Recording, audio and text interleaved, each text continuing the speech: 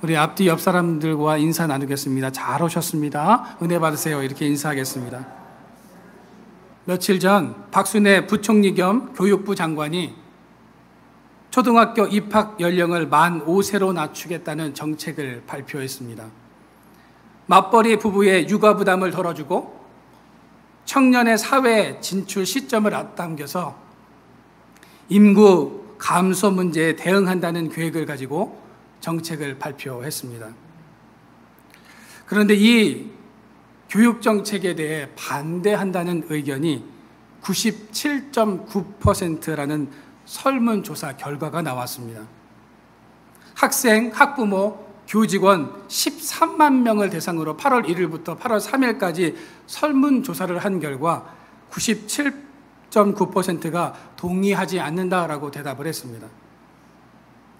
학생 발달 단계에 맞지 않아 연령이 낮은 학생들이 피해를 입게 된다는 이유가 가장 많았고요.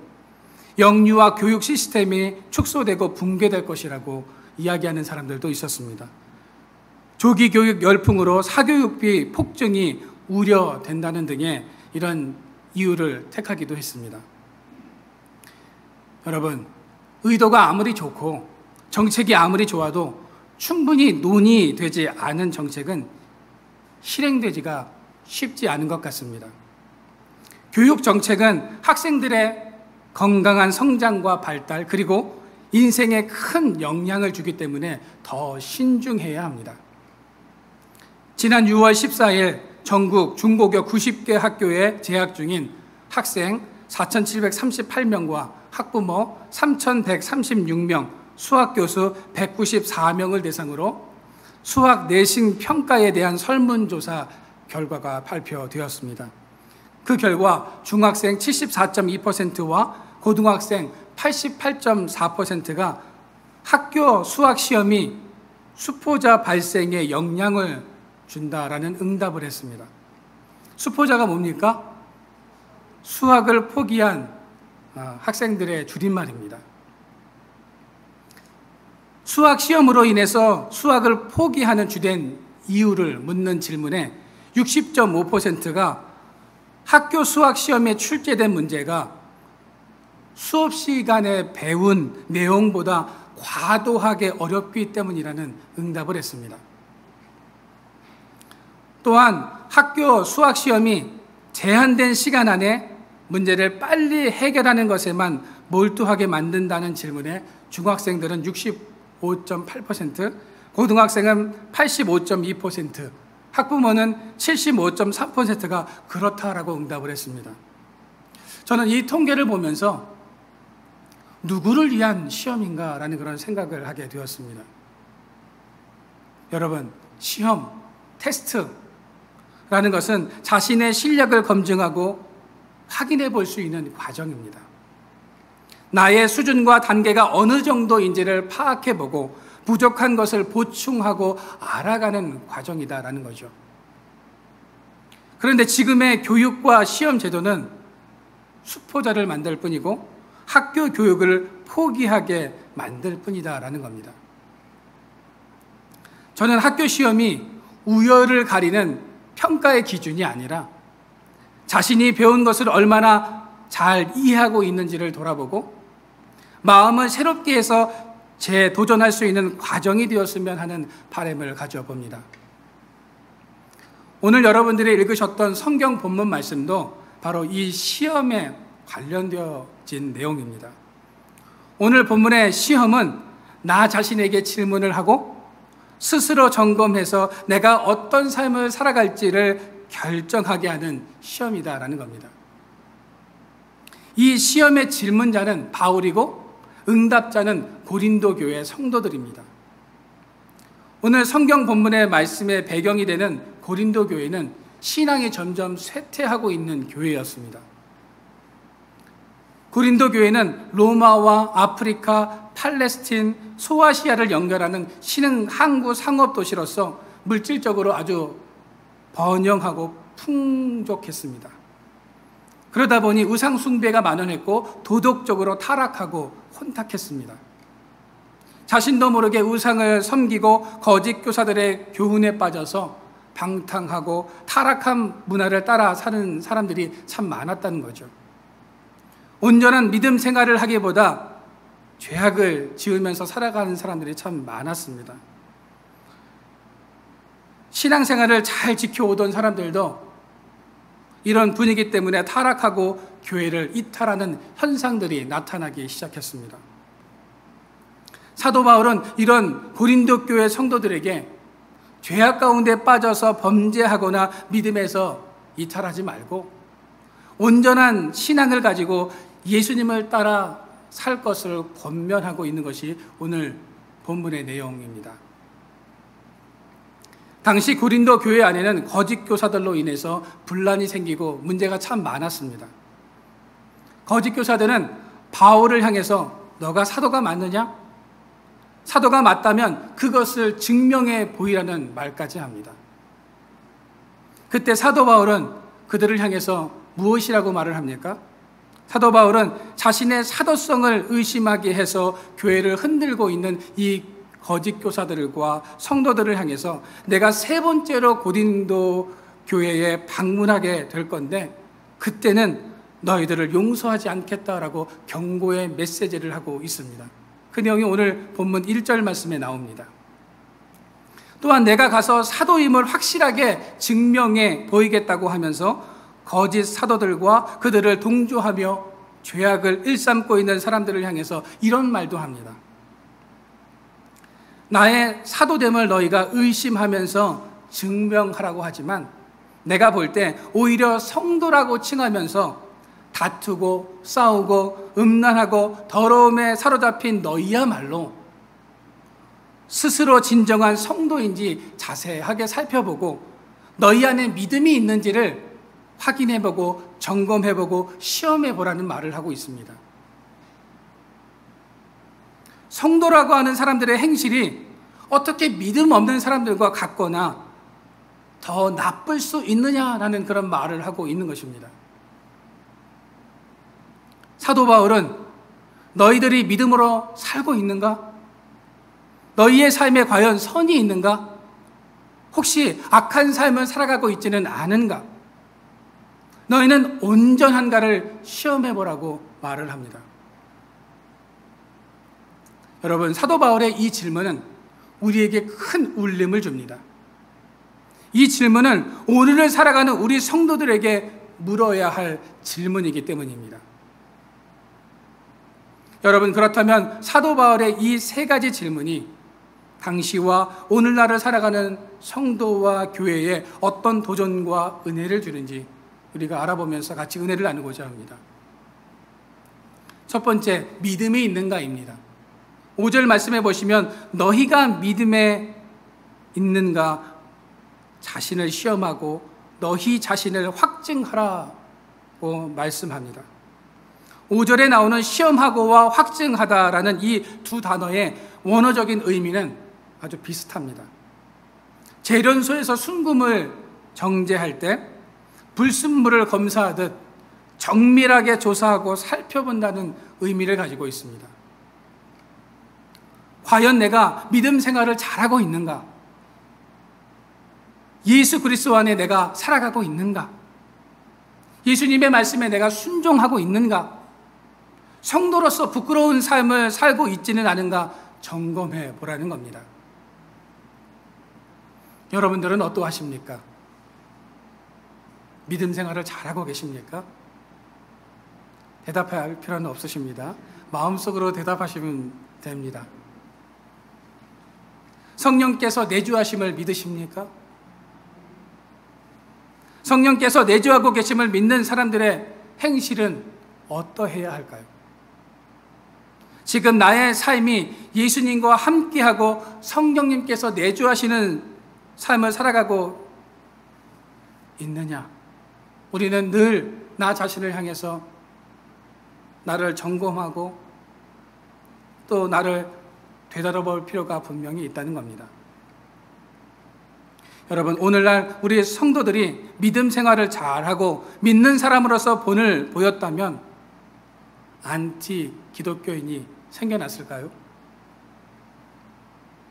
우리가 전도는 못하더라도 최소한 전도에 방해가 되어서는 안 되며 예수님을 욕되게 하는 행동을 이제는 멈춰야 합니다. 그러기 위해서는 지금 우리의 삶을 돌아봐야 합니다. 지금 나의 믿음의 단계가 어느 정도인지를 점검하고 돌아보아야 하는 것입니다. 창세기 22장 1절부터 2절 말씀해 보시면 하나님께서 아브라함을 축복하시기 전에 먼저 아브라함을 시험하시는 장면이 나옵니다. 하나님께서는 아브라함에게 내 아들, 내 사랑하는 독자 이삭을 번제로 드리라고 말씀하십니다. 그러자 아브라함은 그 말씀에 순종해서 이삭을 번제로 바치려고 합니다. 그렇게 시험에 통과한 아브라함은 하나님께로부터 어떤 말을 듣게 됩니까? 창세기 22장 12절 말씀입니다. 우리 같이 한번 읽어볼까요? 내가 내 아들 내 독자까지도 내게 아끼지 아니하였으니 내가 이제야 내가 하나님을 경외하는 줄 아노라. 이 말씀은 하나님에 대한 아브라함의 마음을 이제야 깨닫게 되었다는 말이 아닙니다. 이 말씀은 아브라함이 마침내 시험에 통과하여 믿음의 도약을 이룬 것을 칭찬하는 말입니다.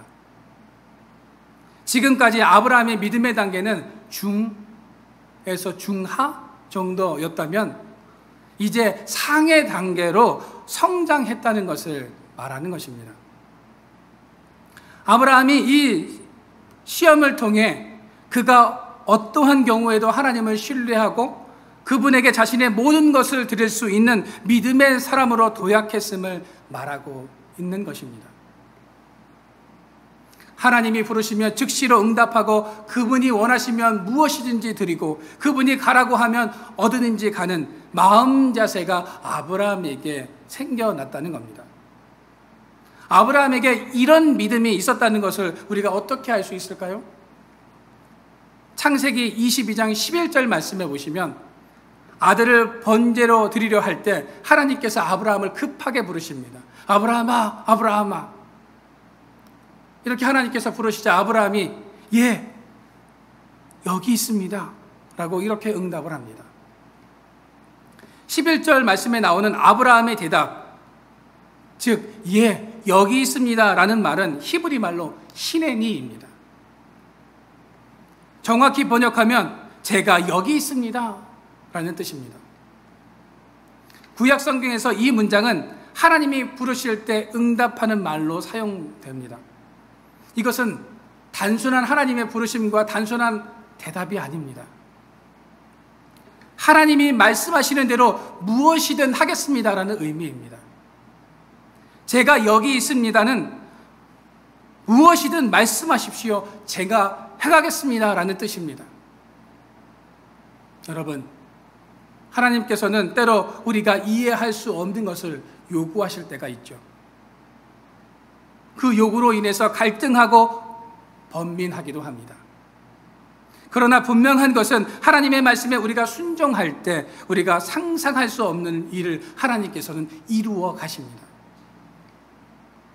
히네니, 제가 여기 있습니다. 주님 마음대로 하십시오. 이것이 믿음의 사람이 이루어야 할 최종 고백인 것입니다.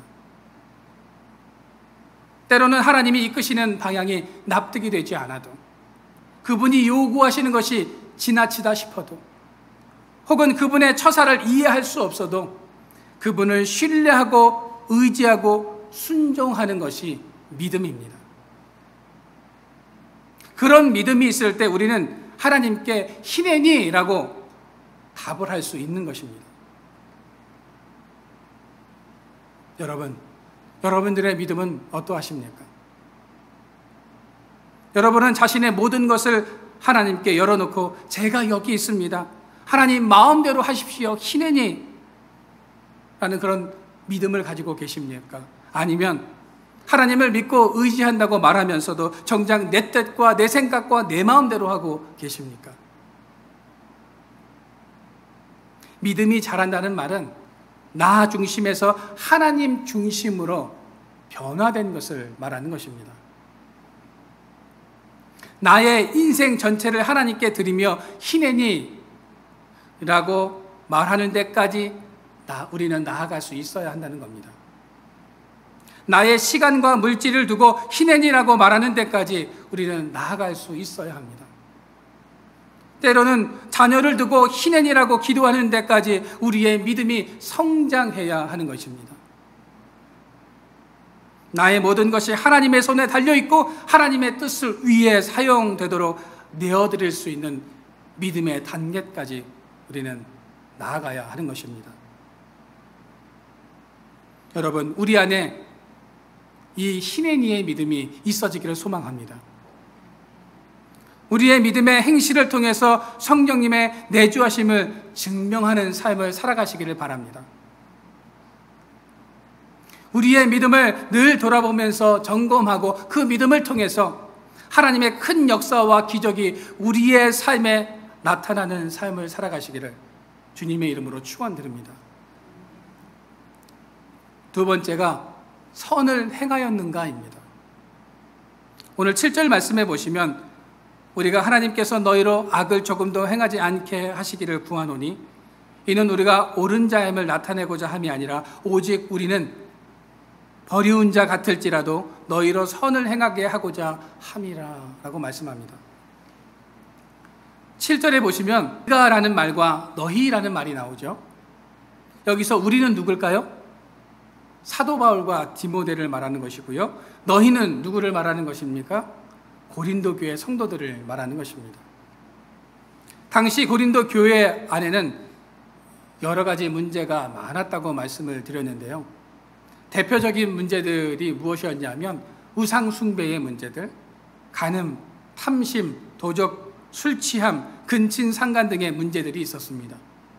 무엇보다도 교회가 분열되어 있었습니다. 겉으로 보기에는 아무런 문제가 없는 교회처럼 보였지만 교회는 점점 타락하고 쇠퇴해가고 있었다는 거죠. 사도 바울은 고린도 교회를 이대로 두었다가는 무너질 수 있겠다라고 판단을 했습니다. 그래서 사도 바울은 2번의 방문을 통해서 그들을 권면했습니다. 그런데도 고린도 교회 성도들은 바울의 말을 듣지 않았습니다. 그래서 3번째 방문을 예고하면서 교회 성도들을 지금 권면하고 있습니다. 오늘 본문 5절 말씀해 보시면 사도 바울이 고린도 교회 성도들에게 너희 안에 예수님이 없는 것 같다라는 말을 하고 있습니다. 만약 너희 안에 예수님이 계시다면 어떻게 그런 악행을 저지를 수 있느냐고 말을 하고 있습니다.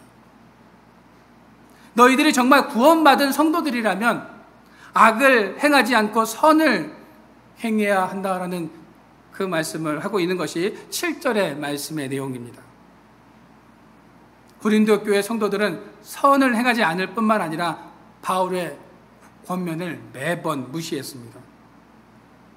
왜 고린도 교회 성도들은 교회를 세운 바울의 말을 지금 듣지 않고 있는 것일까요?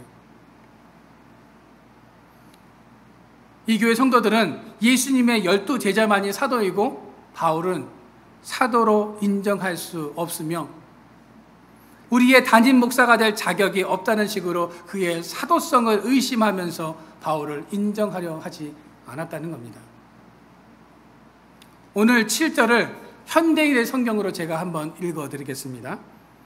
이제 우리는 여러분이 악을 행하지 않게 해달라고 하나님께 기도하고 있습니다. 이것은 우리가 인정받은 사도임을 나타내기 위해서가 아니라 우리가 인정을 받지 못했을지라도 여러분이 옳은 일을 행하도록 하기 위해서입니다. 무슨 말입니까? 내가 사도가 아니어도 괜찮다는 겁니다. 내가 너희들의 담임 목사가 아니어도 괜찮다는 겁니다. 그러니 제발 교회 안에서 악한 일을 멈추라는 거죠. 그래야 주님으로부터 버림당하지 않는다는 겁니다. 선을 행해야 천국에 갈 수 있다라고 지금 성도들을 향해서 애끓는 마음으로 호소를 하고 있습니다. 여러분, 선은 무엇을 말하는 것일까요? 세상에서 말하는 선은 올바른 것을 선이라고 말하고 정직한 것이 선이라고 말을 합니다. 그러나 성경에서는 한 걸음 더 나아가 하나님을 기쁘시게 하는 것, 하나님이 기뻐하실 만한 행동을 하는 것이 선이라고 말씀하고 있습니다. 예레미야 17장 10절 말씀에 보면 나 여호와는 심장을 살피며 폐부를 시험하고 각각 그 행위와 그 행실대로 보응하리라 라고 말씀하죠. 심은 대로 거두고 행한 대로 갚으시는 하나님께서는 인간을 시험하시고 그 행동과 행위대로 보응하십니다. 선을 행한 사람은 선한 열매를 맺으며 살게 되지만 악을 행한 사람은 자기 스스로 악에 빠질 수밖에 없습니다. 여러분, 이 땅을 살아가시면서 선한 삶을 살아가시기를 바랍니다. 하나님을 기쁘시게 하는 삶을 살아가시기를 바랍니다. 그럴 때 하나님의 평강과 은총이 우리에게 임하게 되는 것입니다. 세상 사람들은 수단과 방법을 가리지 않고 물질이나 명예, 권세를 얻기 위해서 악을 추구하지만 우리는 항상 선을 추구하며 살아가야 합니다. 우리가 선을 추구하면서 살아야 하는 것은 하나님께서 선하시고 진실하시기 때문입니다. 미국의 유명한 소설가 어니스트 해밍웨이는 선과 악에 대해서 아주 간단하게 또 명쾌하게 정의를 하고 있습니다. 선이란 뒷맛이 좋은 것이다. 악이란 뒷맛이 나쁜 것이다 라고 정의를 합니다. 마지막 결과가 중요하다는 겁니다. 순간적으로 좋았다고 해서 끝까지 좋은 것은 결코 아니다는 거죠. 선은 뒷맛이 좋습니다. 시작과 과정과 결과가 모두 좋아야 한다는 것입니다. 존 웨슬리 목사님은 하루에 3번씩 나 자신을 향해서 이런 질문을 한다고 합니다. 아침에는 내가 무슨 선한 일을 할까? 이런 질문을 내 자신을 향해서 하고, 점심에는 내가 정오에 무슨 선한 일을 할까? 질문을 하고, 저녁에는 오늘 무슨 선한 일을 해가야 했는가? 자신을 향해서 이런 질문을 한다고 합니다. 여러분, 내가 어떻게 선한 인생을 살아갈 수 있는지를 우리는 생각하면서 고민해야 합니다. 내가 어떻게 하나님을 기쁘시게 할 수 있는지를 생각해 보아야 합니다. 이렇게 자신을 돌아보며 선한 것을 추구하는 사람과 하나님께서는 함께하여 주십니다. 유명한 기독교 역사학자인 찰스 베어드에게 하루는 기자가 물었습니다. 박사님, 평생도록 역사를 연구해 오셨는데 그 깨달은 것을 좀 짧게 말씀해 주십시오라고 질문을 했습니다. 그러자 찰스 베어드 박사는 이런 말을 했습니다. 하나님의 심판의 맷돌은 아주 천천히 돌아갑니다. 그래서 사람들이 잘 의식하지 못합니다. 하나님이 심판의 맷돌을 아주 천천히 돌리시지만 마지막에 가서는 의는 의로, 불의는 불의로, 선은 선으로, 악은 악으로 드러나게 하십니다. 따라서 잠시 세상 역사를 보면서 공의가 없다, 공의가 사라졌다고 말해서는 안 됩니다 라는 이런 말을 했다고 합니다.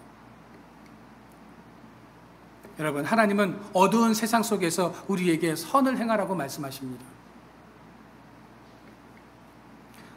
불의가 판치고 죄악이 만연한 세상 속에서 하나님의 선한 역사를 이루어 가라고 말씀하고 계십니다.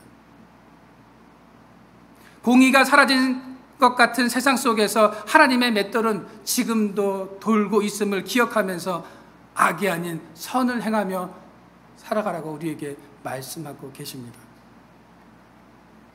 세상이 어둡고 공의가 사라진 것 같으며 악이 득세하는 것 같지만 하나님의 선한 역사는 믿음의 사람을 통해서 이어지고 있습니다.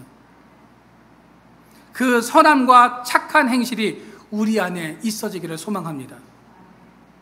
우리가 하나님 앞에 섰을 때 하나님께서 우리의 머리를 쓰다듬어 주시면서 어깨를 톡톡 치시면서 잘하였다, 착하고 충성된 자가, 내가 참 이 땅에서 믿음을 가지고 선한 일을 했구나라는 이런 칭찬과 이런 음성을 들을 수 있는 저와 여러분들의 삶이 되어지기를 주님의 이름으로 축원드립니다. 세 번째로 온전하게 되었는가입니다. 9절 말씀해 보시면 우리가 약할 때 너희의 강한 것을 기뻐하고 또 이것을 위하여 구하노니 곧 너희의 온전하게 되는 것이라. 온전하게 되다는 그 원어적 의미로 정비하다, 바로잡다라는 그런 뜻이 있습니다. 바로잡다는 굽거나 삐뚤어진 것을 곧게 하거나 잘못된 것을 올바르게 고치는 것을 말합니다. 정비하다도 흐트러진 체계를 정리해서 제대로 갖추는 것을 말합니다. 또한 온전은 예수님 안에서 예수님을 닮아가는 것을 의미하는 것입니다. 다시 말해서 사도 바울은 고린도 교회 성도들이 다시 주님의 마음을 가지고 참된 성도로서의 삶을 살아가기를 지금 기도하고 있는 것입니다. 예수님과 동행하면서 말과 행동이 성도다운 삶을 살아가기를 원하고 있다라는 거죠. 그리고 잘못된 모든 과거를 청산하고 성령의 능력으로 변화된 삶을 살 것을 바라고 원하고 있는 것입니다. 그렇다면 왜 사도 바울은 지금 문제가 많은 이 성도들을 위해서 이런 간절한 기도를 드리고 있는가 하는 것이죠. 한 사람이라도 책망받거나 교회에서 쫓겨나는 사람이 없기를 간절히 바라는 마음으로 성도들에게 회개를 강조하고 있는 것입니다. 성도들이 선을 행하며 진리 가운데 바르게 세워져서 건강한 공동체를 만들어가기를 바라는 마음으로 지금 기도하고 있는 겁니다. 여러분, 만약 사도 바울이 오늘날의 한국교회를 향해서 편지를 쓴다면 그 글의 내용이 어떤 것일까요? 한번 상상해 보시기를 바랍니다. 저도 이 상상을 해봤어요.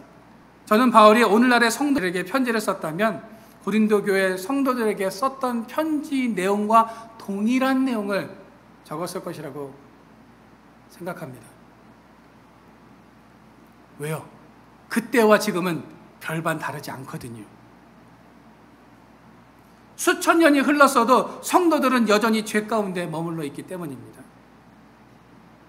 서로 비난하고 정죄하고 분열하는 모습이 여전히 오늘날의 한국 교회 안에 이런 모습들이 만연해 있다는 겁니다. 여러분, 사도 바울은 고린도 교회 성도들뿐만 아니라 오늘날을 살아가는 우리 성도들에게 오늘 본문을 통해서 이런 질문을 하고 있는 겁니다. 여러분, 온전한 삶을 살아가고 계십니까? 예수님을 내 안에 주님으로 믿고 그 주님과 동행하며 살아가고 계십니까? 성령의 능력으로 변화된 삶을 살아가고 있습니까? 무너져버린 우리의 믿음을 다시 재정비하고 바로잡기 위해서 애쓰고 있습니까? 죄악을 멀리하고 선을 위해서 노력하고 있습니까? 죄된 행실을 묵인하거나 용인하면서 살아가고 있는 것은 아닙니까? 여러분, 사도 바울은 지금 고린도 교회 성도들을 정죄하려고 이런 말을 하거나 오늘 본문에 이런 편지를 쓴 것이 아닙니다. 11절 말씀을 보시기를 바랍니다. 마지막으로 말하노니 형제들아 기뻐하라. 온전하게 되며 위로를 받으며 마음을 같이하며 평안할지어다. 또 사랑과 평강의 하나님이 너희와 함께 계시리라. 거룩하게 입맞춤으로 서로 문안하라. 사도 바울은 고린도 교회 성도들뿐만 아니라 오늘을 살아가는 우리 성도들에게 우리가 어떤 삶을 살아가야 할지를 이 11절 말씀을 통해서 우리에게 말씀해 주고 있다는 겁니다. 불만하고 불평하는 삶이 아니라 기뻐하는 삶을 살아가십시오. 죄악된 삶을 돌이키고 예수님과 동행하는 삶을 살아가십시오. 서로를 돌아보면서 격려하며 살아가십시오. 한 마음으로 사이좋게 지내십시오. 선을 행하며 모든 사람과 화평하게 지내십시오. 성도들과 사랑으로 서로 인사를 나누십시오. 그러면 사랑과 평화의 하나님께서 여러분과 함께하여 주실 것이라고 지금 번면하고 있습니다. 여러분, 사도 바울의 이 질문과 번면이 고린도 교회 성도들을 위한 번면이기도 하지만 이 시대를 살아가는 우리 성도들을 위한 번면이기도 합니다. 여러분, 나는 믿음이 있는가? 선을 행하며 살아가고 있는가? 주님 안에서 온전한 삶을 살아가고 있는가? 오늘도 나 자신에게 이 질문을 하면서 나의 삶을 한번 돌아보시기를 바랍니다. 나에게 부족한 점이 있다면 다시금 돌이키고 선을 행함으로 하나님을 기쁘시게 하며 성도들과 마음을 같이하여 온전하게 될 때 예수 그리스도의 은혜와 평강이 여러분들과 함께함을 믿으시기를 바랍니다. 오늘도 이 사실을 믿고 믿음의 삶, 선한 삶, 온전한 삶을 살아가는 저와 여러분들의 삶이 되어지기를 주님의 이름으로 축원드립니다.